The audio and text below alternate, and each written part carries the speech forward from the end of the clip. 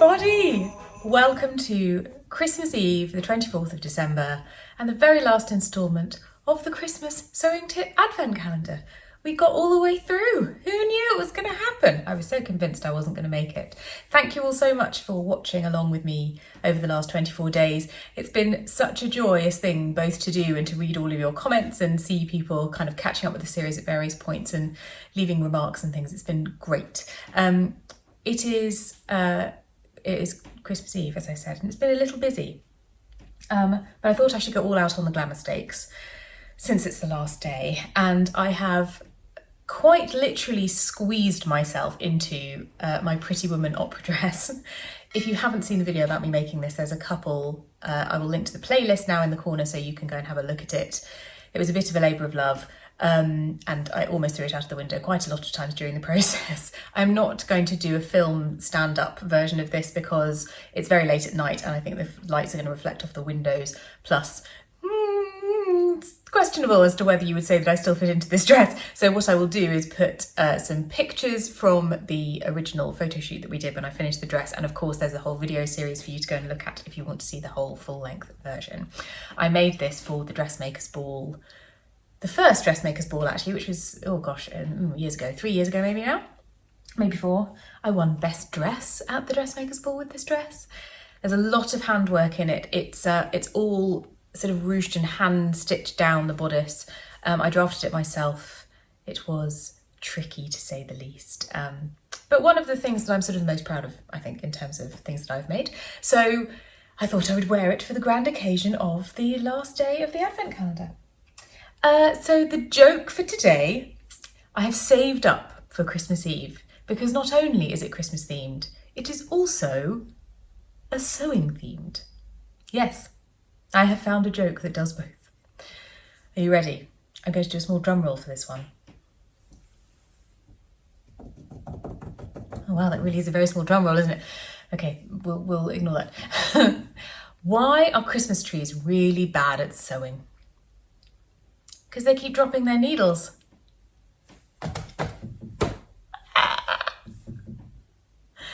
It's a classic.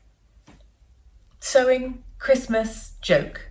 It's like all the things I love bundled up into a sentence. Marvellous.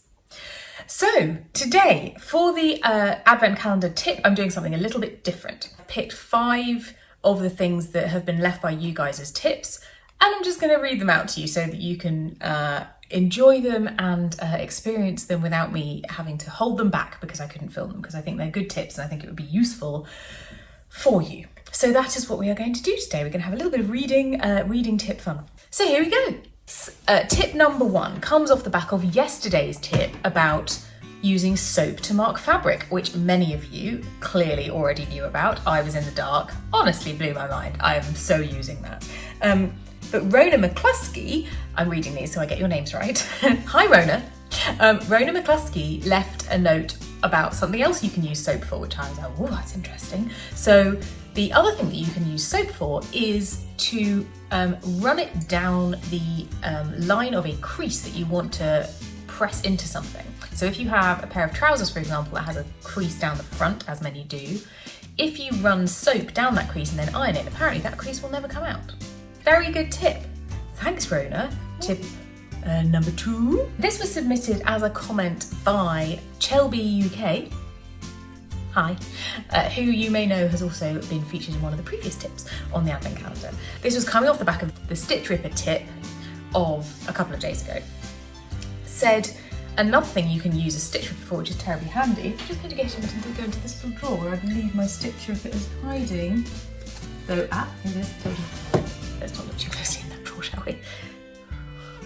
Drawer shame. The little ball on your Stitch Ripper that we have become friendly with as a result of the tip left by somebody else, you apparently can rub this ball over little holes that are left in your fabric when you've pulled the thread out from the stitches that you've ripped apart in order to undo a seam. And if you rub the ball over the little holes, it will reduce or remove them completely, depending on the fabric that you've got. Another great use with the Stitch Ripper. Maybe the person who designed it put that ball there for a reason. Who knew? So thanks, Chelby UK. Another great tip from you. Tip number 3.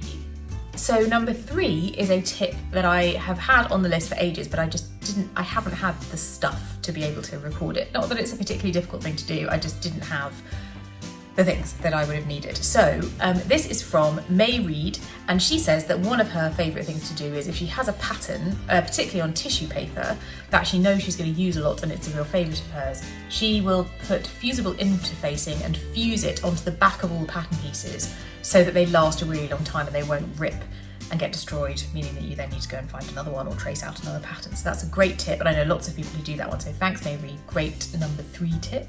Tip number 4. Number 4 came off the back of the tip about licking the back of your machine needle to help the thread go through. And lots of people said, apparently this works with a hand needle too. So if you just lick your finger, or moisturizer apparently, so if you don't want to lick your finger because you don't like doing that, which is totally fine, you can put moisturizer on the back of a machine needle or the back of a hand needle and the same thing applies, so it makes it a lot easier to thread.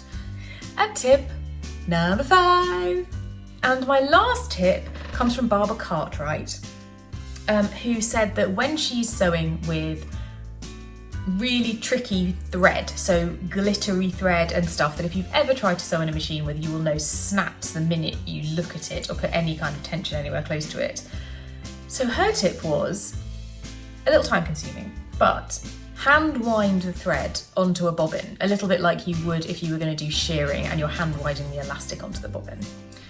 Flip your fabric over so that the upper side, the good side that you're going to want to see when your garment is finished, is then facing down. And then sew, and the bobbin thread becomes your upper thread, and apparently it doesn't snag or break if you do that, and it makes it a lot more sustainable and you can sew a lot more easily with glittery thread that way. Marvellous! So those are my 5 tips. I hope you've enjoyed them. I hope you've enjoyed the series. Please do continue to leave comments and ideas and tips and thoughts. I really want to try to aggregate some of the tips that I've been covering in the Advent calendar and make them into sort of little videos of their own so that they're easy for people to find. And I think we're going to put them together in sort of collections that make sense. So I'll do all of the hand sewing tips together, all of the machine related tips together, etc. so that you can find them easily if you want to come back and sort of refresh yourselves. In the meantime though, have a wonderful Christmas. If you don't celebrate Christmas, enjoy the break. I hope you are getting a little break. I know that Christmas is not what many people associate Christmas with, but love has not been cancelled. Friendship has not been cancelled.